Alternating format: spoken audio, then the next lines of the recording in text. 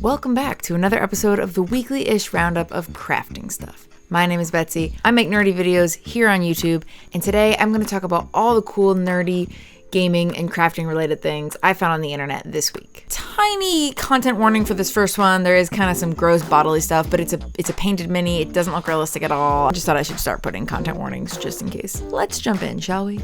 First up is this Epidemius from NRM Paint. I love to read like fantasy and sci-fi, and this looks so much to me like an old painted book cover of like a fantasy or sci-fi book. The soft shading and the colors, the beautiful highlights, the edge highlighting in particular around the wounds, the way that the wood is rendered. I really don't have much more to say about it. I'm just completely obsessed with this style of painting. It's really beautiful. This artist has tons of similarly painted pieces that are equally beautiful. Again, like this barely even looks like a mini. This looks like a book cover or an illustration. Moving on to the terrain building subreddit from user Minis for War is a display board for their Infinity Army. I've said this before in previous episodes, but I am such a sucker for any sort of war game or skirmish game or tabletop game that doesn't shy away from a ton of color.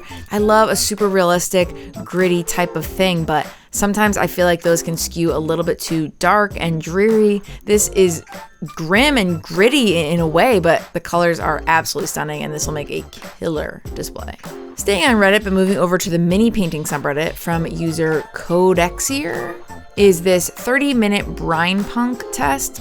First of all, what is brine punk? Because I love it. Also, 30 minutes, that's killer work for 30 minutes. I don't know how you get all these different colors and highlights in 30 minutes, but perhaps they're just very fast and have very fast drying paints. Hopping back over to YouTube from Carl Makes Stuff is this really great tutorial for making miniature haystacks. Carl uses these little plastic bits that are the perfect size and these cool like hay-like fibers, and just makes a really nice haystack. And the best part about this is that it's the perfect size to hide some goblins for an encounter for your Dungeons & Dragons game. And finally, back over on the board games subreddit from user Honey Bricks. I don't really talk a lot about board games on this series, but I do love me some board games.